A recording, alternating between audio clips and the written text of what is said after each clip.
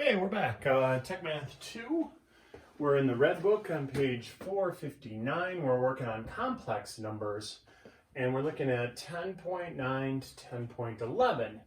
Now, 10.9 and 10.10 are pretty easy when it comes to this. So we're multiplying. What we're doing is we're multiplying these polar complex coordinates. So when it's in polar form like this, multiplication and division is quite easy. It's you multiply the numbers out front. So you take the 3 times the 4, that's 12.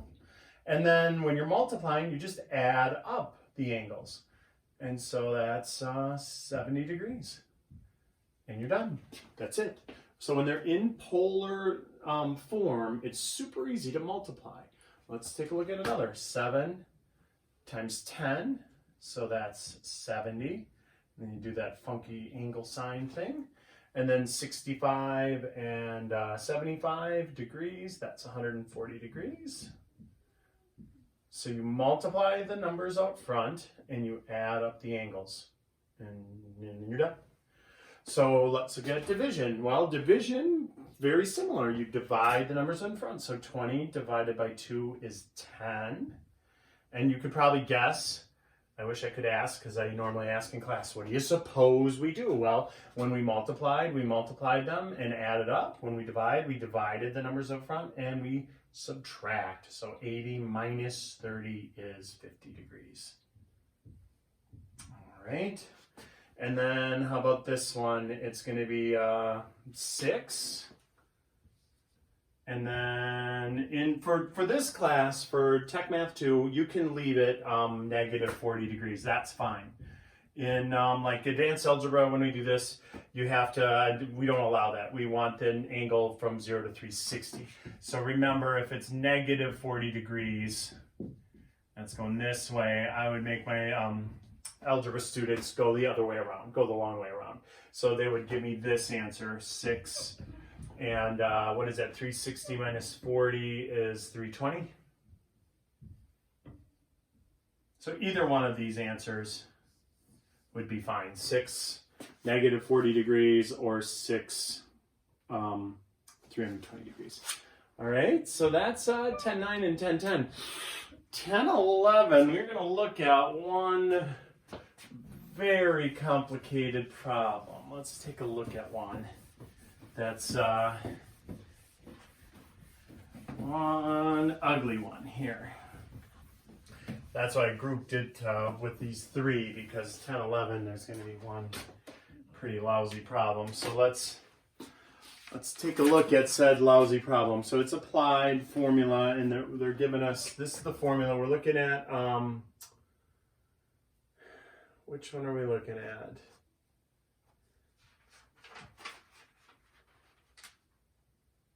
At 100,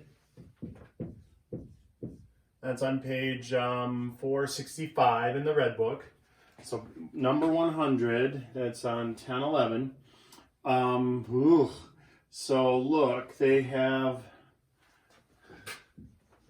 z sub t is equal to z sub 1, z sub 2, those being multiplied, and then z sub 1 plus z sub 2, those being added. And now the reason that this one is so is because, so they tell us z1 is 40 angle 50 degrees, polar coordinates, so r is 40 and going off at an angle of 50 degrees. Z sub 2 is 30, 20. And so for the first part of this, easy peasy lemon squeezy, you do the top and it's just multiplying them. So that's just 40 angle 50 times 30 angle 20. But for the bottom, in order to add them, you've got to convert these, just like we did in the first couple of weeks when we were combining vectors. We've got to take these and convert them to rectangular, and then add them together, and then convert it back to this. And so that's a lot of tinkering around on the calculating machine. So on the bottom, I'll write it like this, but it's not going to stand like this. Plus 20 degrees, okay? On the top, we can do that right now. We can do the 1200 and 70 degrees. That's great. On the bottom, we can't touch those until we convert them to their rectangular counterparts. So we do, polar to rectangular x of 40, 50 and hit enter. And that'll give you the 25.7. We'll round to tenths. So z sub 1 in rectangular form is, for x, it's 25.7. And then for y, we do polar to rectangular y, 40, 50, and hit enter. And that'll give you the 30.6j. We'll throw the j on there, 30.6. We'll just tack a j on there. So that's replacing this.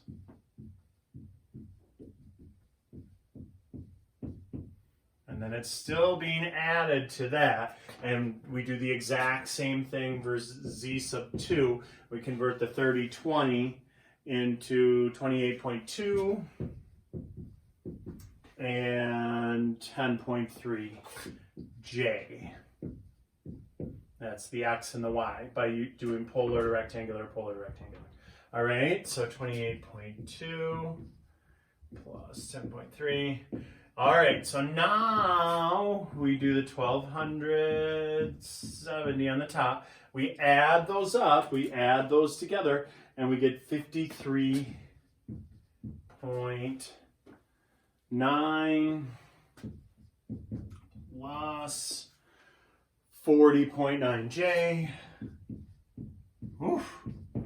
Now we have to convert this back. We got to put it back into polar. So we're going to go from polar to rectangular. We're going to go back from rectangular to polar, theta, and well, let's do r first, of 53.9, 40.9.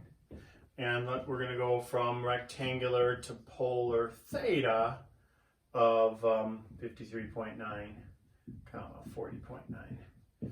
Oof. So we do those, we enter those in, and that gives us 67.7 for the R, and that gives us 30, well, to the whole degree, 37 degrees. So we get this, 1200 angle 70 over 67.7 angle 37. And now we divide like how we always divide. So you take the 1200 divided by the 67.7, and they wanted to tenths place. So that's 17.7. And then 70 minus 37, that's 33 degrees. And that is our answer, but that was one heck of a problem. And we're talking about ohms, I guess. This was to figure out in a circuit how many ohms would be pulled in an AC circuit, parallel circuit. So, that's some calculating there. All right. Okay, so that was 10.11.